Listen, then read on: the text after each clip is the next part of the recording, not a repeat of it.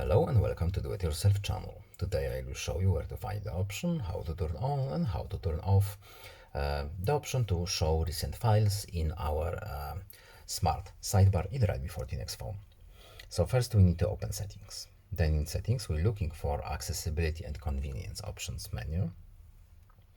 Next we need to go to the Smart Sidebar and we need to scroll down. And here we have show recent files switch.